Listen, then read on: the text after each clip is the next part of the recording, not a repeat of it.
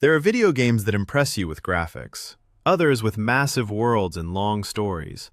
And then there are games so simple and perfect that decades later, they're still fun. Today on Classic Pixels Gaming, we're diving deep into Dig Dug.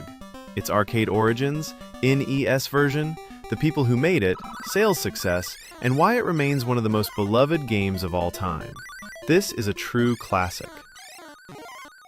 Dig Dug first appeared in arcades in 1982, developed by Namco during their golden age.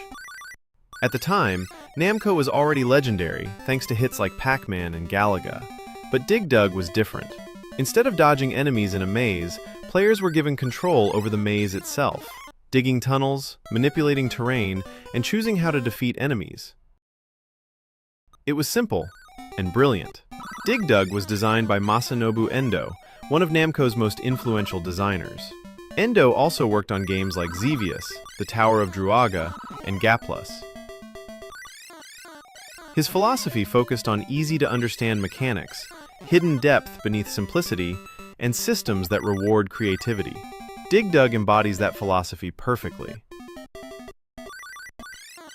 Dig Dug introduced mechanics that were wildly original at the time, including fully destructible terrain, enemies that react dynamically to player actions, multiple ways to defeat foes, pump or crush, and risk versus reward decision-making.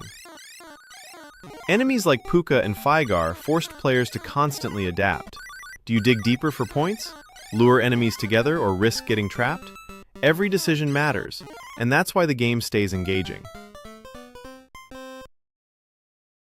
When Dig Dug came to the Nintendo Entertainment System in 1985, it translated beautifully.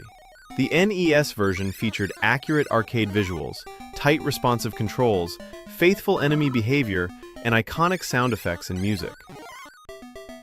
While slightly scaled back graphically, the core gameplay remained intact, which is why the NES port is still fondly remembered. Dig Dug was a massive hit with strong arcade sales worldwide, successful home releases across multiple platforms, and has been re-released countless times on NES, Game Boy, Virtual Console, and modern systems. It became one of Namco's most recognizable franchises, spawning sequels, spin-offs, and cameos across Namco titles. Few games from the early 80s have remained this relevant. Dig Dug's influence can still be felt today. It showed that games don't need complexity to be deep.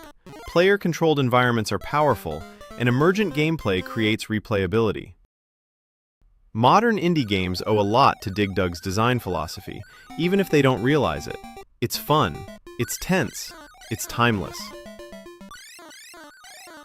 If you enjoyed this deep dive, hit like, subscribe to Classic Pixels Gaming, and tell me in the comments, is Dig Dug still fun today, or pure nostalgia?